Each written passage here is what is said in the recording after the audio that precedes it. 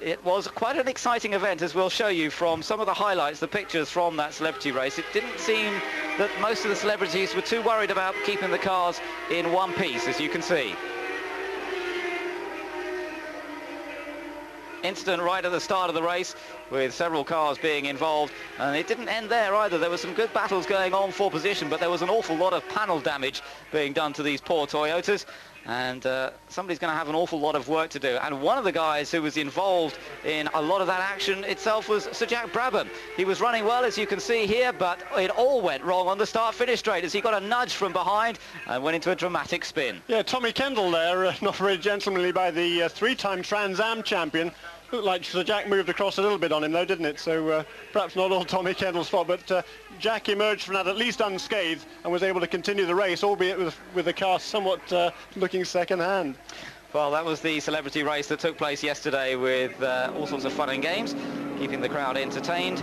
But we're still under a full course yellow at the moment, as we've completed 42 laps. We're getting fairly close to half distance now in this race, and it's still race leader Alex Zanardi, the Italian from Gilles de Ferran. Gugelmin in third, ahead of Pruitt, Rahal, and Marc Blondel sixth now. To the Toyota Grand Prix of Long Beach, race leader Alex Zanardi at 44 laps. We're under a full course yellow. The car's following the pace car round. Dario Franchitti just flashing through the picture. He's now up into the top 10 as well. So Blondel in 6th place, Franchitti in 10th position. Not a bad effort at all from the Brits. And we shall see their progress as we go on through the race. It's certainly been quite a lot of incidents so far in the race. Several cut tyres from some of the favourites.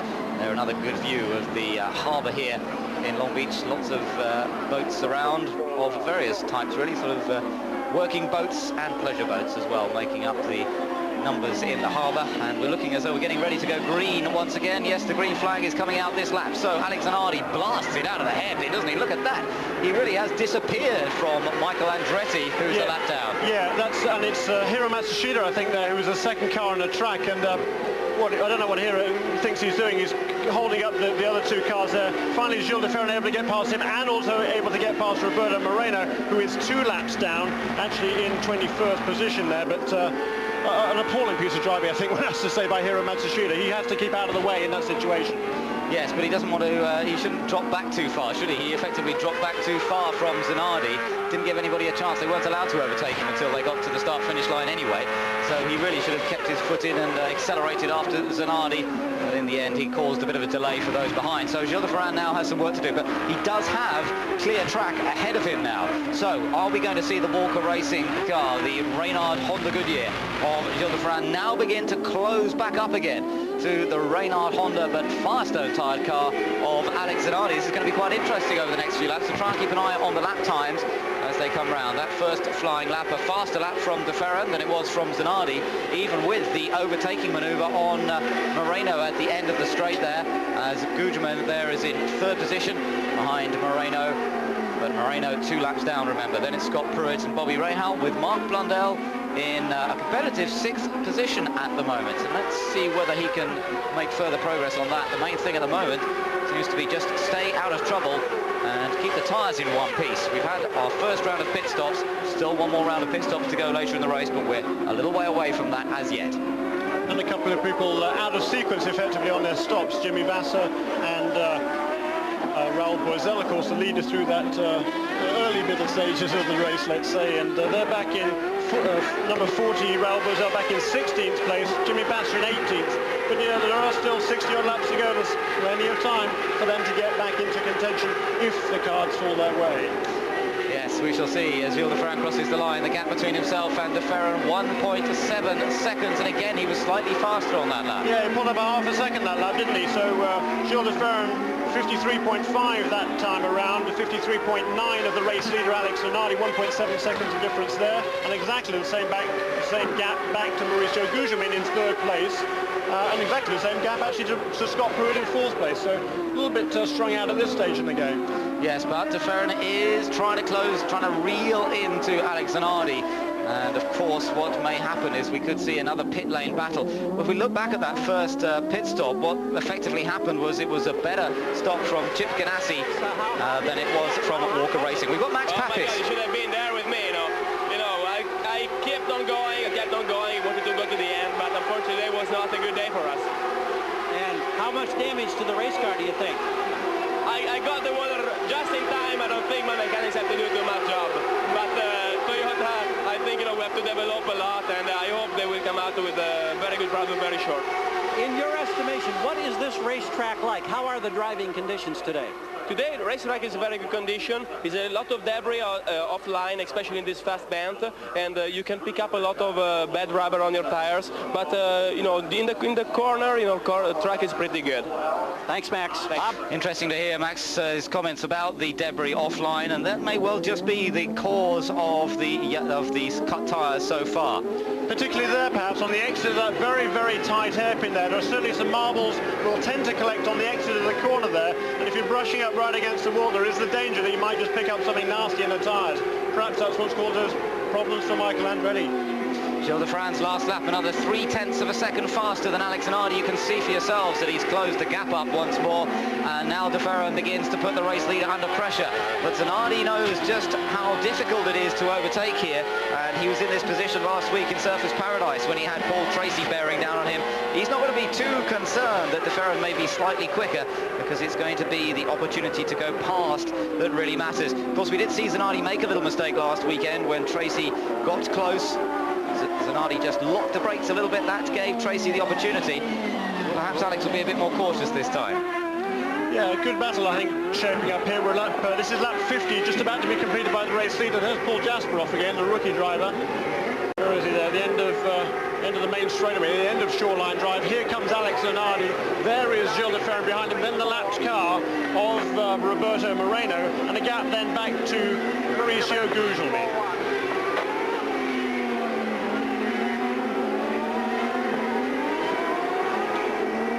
To look at that, Roberto Moreno has hit the wall, and you could see as he was going through the corner that it was all going wrong, and he may have actually had a puncture before he hit the wall there, because the car just suddenly got away from him in the middle of the corner, and he was seesawing on the wheel to try and control it, and then bang into the wall. And I wonder whether he actually had already picked up some sort of problem there, the way it got away from him. Very, very quick indeed. Hopefully we'll get another look at that in a moment, but it does look like the end of the day now for Roberto, because that left rear has taken a pounding, and it's taken quite a hit this time. Yeah, and dangerous part of the course there. It's almost a blind turn there on the exit of that corner, so I'm pretty sure we'll see the full caution out again before too long. So I wonder who we'll see stopping this time. It's a bit early for the main bunch of cars to make their second pit stop. We've still got 54 laps to go. They won't make that on one fuel tank unless we had an awful lot of yellow flags in the latter part of the race. He's bent the front suspension, as you can see there, as well as the rear suspension, and in confirmation that we're going to a full course yellow, and the pace car will be back out again. So Roberto having a difficult baptism in the Newman-Haas Swift. Not the ideal start. We're hopefully going to get another look at this. Look at the onboard footage here, Jeremy. He gets through the left-hander okay. Yeah, that's turn 2. Into turn 3 here. Again, second gear corner there. Following Gilles de Ferran. Seems fine under acceleration, but then under braking. So suddenly the back end came around when he hopped on the brakes, didn't it? That's right, yes. Maybe it was just a mistake. He had it a bit sideways out of the corner before. It was almost still sliding as he got onto the brakes for the next right-hander, and then it just got away from him. So perhaps it was just a mistake, or perhaps there was just a bit of pickup on the rear tyres that didn't give him the amount of grip that he was expecting as he came into the second corner. Whatever the reason, it was a fairly hefty whack against the wall. But Zanardi is still the race leader, as we're at just about half distance now at Long Beach.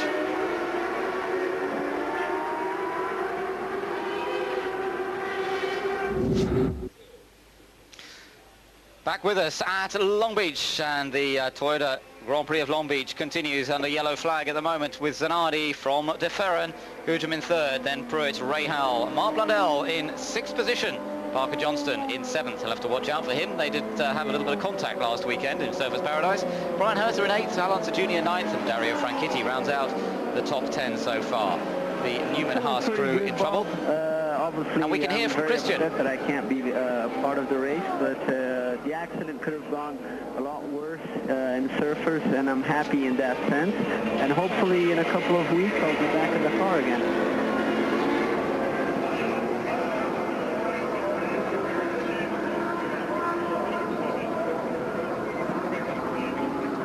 Well, there Christian can see his car being driven by Roberto Moreno today, being towed back. The problem is, Danny, that I broke my leg in 3 different places, and I broke my foot, so it's very hard for me to wander around my house. I have to stay pretty quiet because I can't really step on the floor because I have my right leg broken and I have my left foot broken, and hopefully the left foot is going to be okay in about a week and a half, and then I can move a little bit better. Well, let's hope that Christian's recovery is fairly quick. He's just continuing. We're just hearing rehabilitation. Hopefully Dr. Steve Olvey, which is right here next to me, is going to let me jump in the swimming pool in about 2 or 3 days, and then I can start working very, very hard. And to get back in the car, I think it's going to be in between 8 to 12 weeks.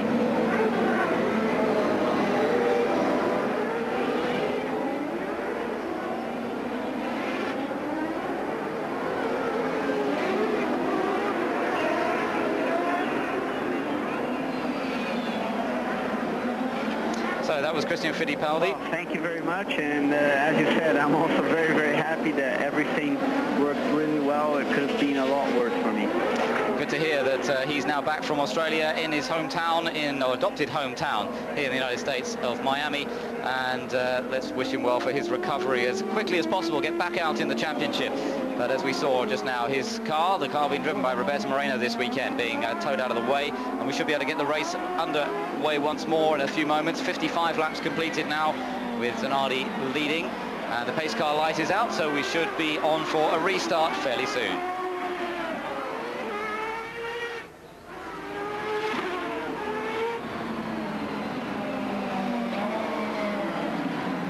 Just taking a look back at the accident of Roberto Moreno, this was when he got it wrong. He was right behind Gilles de Ferran at the time, slid right out into the concrete wall, and no real tyre barrier there to protect the car at all.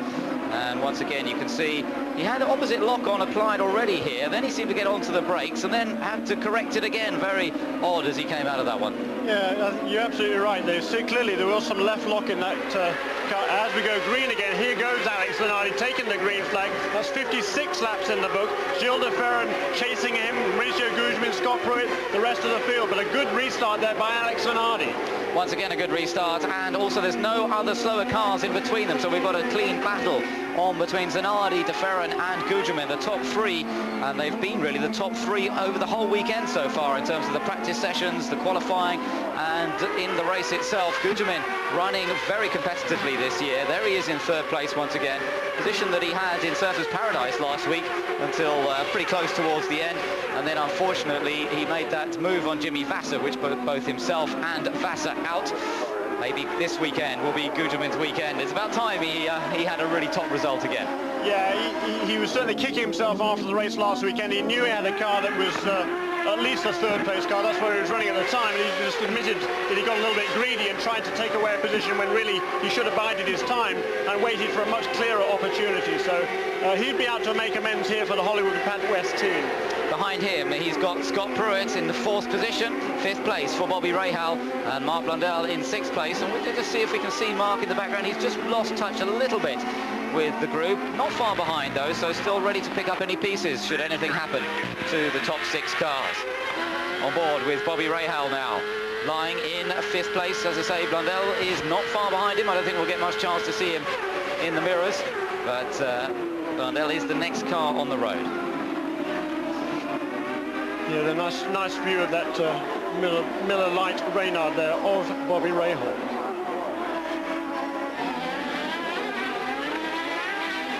There you could just see Mark Blundell going through the picture slightly further back, and problems for Guelta Sales in the number 77 car.